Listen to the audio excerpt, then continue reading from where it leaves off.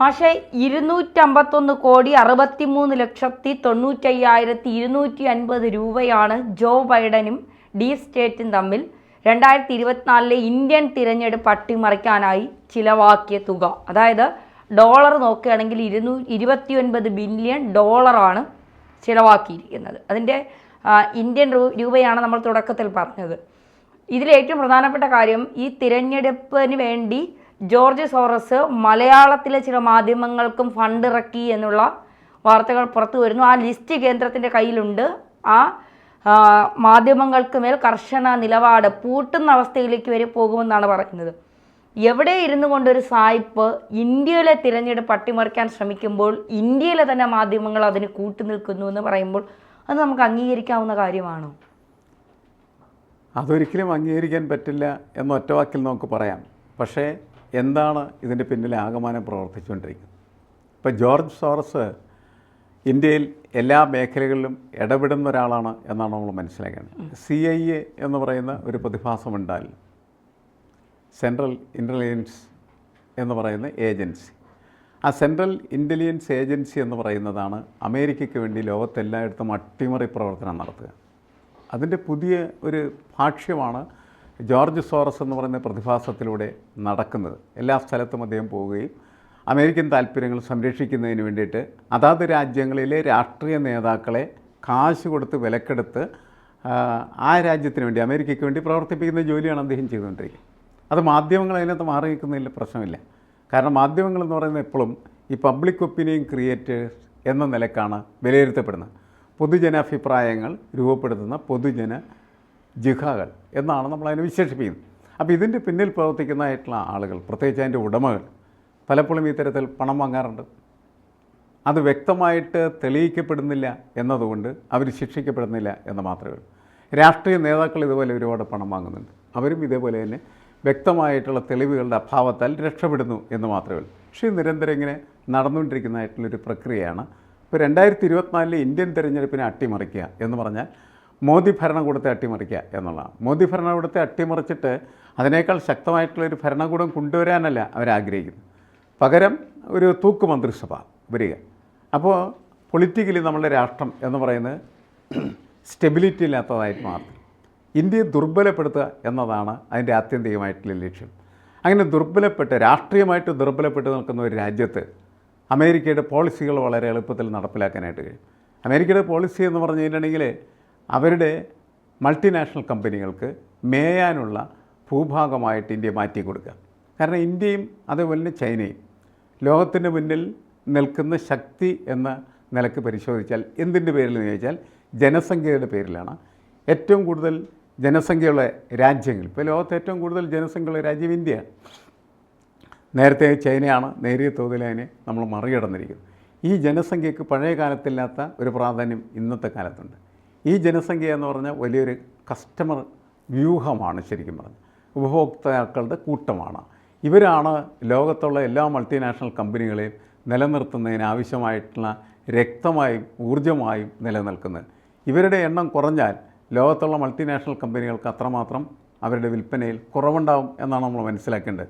നമ്മൾ ഉപയോഗിക്കുന്ന ഉപ്പ് തൊട്ട് കർപ്പൂരം വരെയുള്ള ആയിട്ടുള്ള മുഴുവൻ സാധനങ്ങളുടെയും ഒരു ലാഭാംശം എന്ന് പറയുന്നത് അമേരിക്കയിലേക്ക് എന്നും ഒഴുകിക്കൊണ്ടിരിക്കുകയാണെന്നുള്ള കാര്യം നമ്മളാരും അറിയാറില്ല എന്നുള്ളതാണ്. ഇപ്പോൾ ക്ലോസപ്പ് നമ്മൾ ഇട്ട് കാലത്ത് പല്ല് തേച്ചാലും കോൾഗേറ്റ് ഉപയോഗിച്ച് പല്ല് തേച്ചാലും നമ്മളുടെ ഒരു ചെറിയ ശതമാനം പണം അപ്പോൾ തന്നെ അമേരിക്കയിലേക്ക് എത്തുകയാണ് ചെയ്യുന്നത്. കാരണം അമേരിക്കൻ കമ്പനികളാണ്. അമേരിക്കൻ കമ്പനികളുടെ മദർ കമ്പനികളൊക്കെ അമേരിക്കൻ കമ്പനികളാണ്. അവരുടെ ഇന്ത്യൻ പതിപ്പുകളാണ്. ഇപ്പോൾ യൂണിലിവർ എന്ന് പറയുന്ന പ്രശസ്തമായിട്ടുള്ള കമ്പനിയുടെ ഇന്ത്യൻ പതിപ്പാണ് ഹിന്ദുസ്ഥാൻ ലിവർ എന്ന് പറയുന്നത്. അപ്പോൾ ഇവർ ഉണ്ടാക്കി വിൽക്കുന്നതായിട്ടുള്ള ഉൽപ്പന്നങ്ങൾ ഒക്കെ തന്നെ വിൽപ്പന നടക്കുകയും അല്ലെങ്കിൽ ലാഭം ഉണ്ടാകുകയും ലാഭത്തിൻ്റെ ഒരു വിഹിതം എന്ന് പറയുന്നത് വിദേശ രാജ്യങ്ങളിലേക്ക് ഒഴുകുകയും ചെയ്യുന്നു. അമേരിക്ക ലോകത്ത് നിന്ന് എല്ലാ രീതിയിലും എല്ലാ രാജ്യങ്ങളിൽ നിന്നിങ്ങനെ രക്തം ഊറ്റിക്കൊടുത്തിപ്പോൾ ജീവിച്ചുകൊണ്ടിരിക്കുന്നതായിട്ടുള്ളൊരു രാഷ്ട്രമാണ്. അതിൻ്റെ അഹങ്കാരവും അതിൻ്റെ ധിക്കാരവും ധാർഷ്ട്യവുമൊക്കെയാണ് അവരെല്ലാ സ്ഥലങ്ങളിലും നടന്ന് ഇടപെട്ട് ഭരണകൂടത്തെ തന്നെ അട്ടിമറിച്ച് അവർക്കിഷ്ടമുള്ള താല്പര്യങ്ങളിലേക്ക് കാര്യങ്ങൾ കൊണ്ടുപോകാനായിട്ട് ശ്രമിക്കുന്നത്. ഡീപ് സ്റ്റേറ്റ് എന്ന് പറഞ്ഞ കൺസെപ്റ്റ് അതാണ്. അപ്പോൾ ഡീപ് സ്റ്റേറ്റ് എന്ന് പറഞ്ഞാൽ ഇന്ത്യ ഒരു രാഷ്ട്രമായിട്ട് പ്രവർത്തിക്കുന്ന സമയത്ത് ഇന്ത്യൻ രാഷ്ട്രത്തിൻ്റെ ഭരണകൂടത്തിൻ്റെ ഭരണസ്വാധീനങ്ങളെക്കാൾ കൂടുതൽ കാര്യങ്ങൾ സ്വാധീനിക്കാൻ കഴിയുന്നതായിട്ടുള്ള ശക്തിയാണ് നമ്മൾ ഡീപ് സ്റ്റേറ്റ് എന്ന് പറയുന്നത്. ഒരു രാഷ്ട്രത്തിനകത്താണ് അവർ പ്രവർത്തിച്ചുകൊണ്ടിരിക്കുന്നത്. അപ്പോൾ ഈ ഡീപ് സ്റ്റേറ്റ് എന്ന് പറയുന്നത് പലതരം ഏജൻസികളുടെ ഒരു കൂട്ടമായിരിക്കും. അവരൊരിക്കലും നേരിട്ട് രാഷ്ട്രീയത്തിൽ വരികയില്ല. പക്ഷേ രാഷ്ട്രീയ പ്രവർത്തനം നടത്തുന്ന വ്യക്തികളൊക്കെ അവർ കാശ് കൊടുത്ത് അവരുടെ സ്വന്തമാക്കും. ഇപ്പോൾ ഇന്ത്യൻ പാർലമെൻറ്റിൽ പ്രവർത്തിക്കുന്നതായിട്ടുള്ള എം പിമാർ അല്ലെങ്കിൽ തിരഞ്ഞെടുക്കപ്പെടുന്ന എം പിമാർ, അതിൽ കുറേയധികം ആളുകൾ ഈ ഡീപ് സ്റ്റേറ്റിൻ്റെ ഭൂതാവേശത്തിൽപ്പെട്ടവരായിരിക്കും. അപ്പോൾ അതുകൊണ്ട് പാർലമെൻറ്റിൽ എടുക്കുന്ന തീരുമാനങ്ങൾ ഇന്ത്യൻ പാർലമെൻറ്റ് എടുക്കുന്നതാണ്, ജനപ്രതിനിധി എടുക്കുന്ന തീരുമാനമാണ്. ആ തീരുമാനം പലപ്പോഴും ആർക്ക് ഗുണകരമായ തീരുമാനമായിരിക്കും? ഈ മൾട്ടിനാഷണൽ കമ്പനികൾക്ക് ഗുണകരമായ തീരുമാനമായിരിക്കും. അങ്ങനെയാണ് സംഭവിക്കുന്നത്. അങ്ങനെയാണ് ഡീപ് സ്റ്റേറ്റ് പ്രവർത്തിച്ചുകൊണ്ടിരിക്കുന്നത്. ഒരു സ്റ്റേറ്റിനകത്ത് സ്റ്റേറ്റിൻ്റെ അധികാരത്തെ മുഴുവൻ അട്ടിമറിച്ച് അതിനെതിരായിട്ടുള്ള തീരുമാനങ്ങൾ എടുപ്പിക്കാനായിട്ടുള്ള ശേഷിയൊക്കെ ഇത്തരം സംഘങ്ങൾക്കുണ്ട്. അവിടെയാണ് ജോർജ് സോറസ് എന്ന് പറയുന്ന പ്രതിഭാസം നമുക്കെതിരായും നമ്മുടെ സംവിധാനത്തിനെതിരായും വലിയ തോതിൽ പ്രവർത്തിക്കുന്നതായിട്ട് കാണേണ്ടത്. അദ്ദേഹം കൊടുക്കുന്ന പണം വാങ്ങിക്കുന്ന മലയാള പത്രങ്ങൾ ഉണ്ടാ. ഈ ഓപ്പറേഷൻ പാരീസ് എന്ന് പറഞ്ഞ ഒരു യോഗം ഈ ലണ്ടനിൽ നടക്കുകയുണ്ട്. അതിന് അവരിട്ടിരിക്കുന്ന ഈ സോറസ് ഉൾപ്പെടെ ബൈഡൻ ഉൾപ്പെടെ ഡീപ് സ്റ്റേറ്റ് പങ്കെടുത്ത യോഗമാണ്. അതിനവരിട്ടിരിക്കുന്ന പേരായിരുന്നു ഓപ്പറേഷൻ പാരീസ് എന്ന് പറയുന്നത്. അതിൽ രാഹുൽ ഗാന്ധിയും പങ്കെടുത്തു എന്നുള്ളത്. അപ്പോൾ ഇന്ത്യൻ തിരഞ്ഞെടുപ്പിനെ അട്ടിമറിക്കാൻ ഇന്ത്യയുടെ ഉപ്പും ചോറും തിന്നുകൊണ്ട് ഡീപ് സ്റ്റേറ്റിനൊപ്പം രാഹുൽ ഗാന്ധിയും പ്രവർത്തിച്ചോ? അത് പരിശോധനയ്ക്ക് വിധേയമാക്കേണ്ടത് തന്നെയാണ്.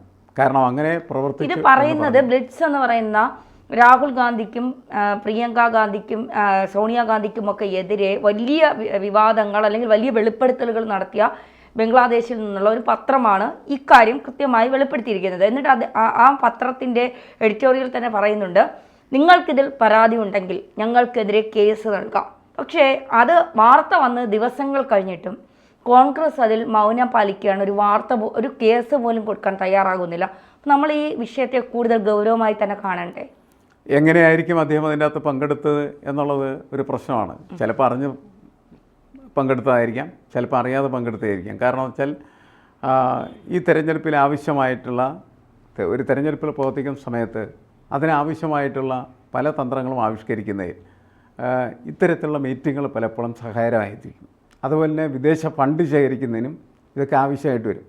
പക്ഷേ ആത്യന്തികമായതെല്ലാം പരിശോധിക്കുമ്പോൾ അത് ഇന്ത്യൻ ജനാധിപത്യത്തെ അട്ടിമറിക്കുന്ന ഒരു പ്രക്രിയയായി മാറുകയാണെങ്കിൽ അതിൽ രാഹുൽ ഗാന്ധി പങ്കെടുത്താൽ അത് വലിയ കുറ്റവാളിയായി മാറുകയാണ് ചെയ്യുന്നത്.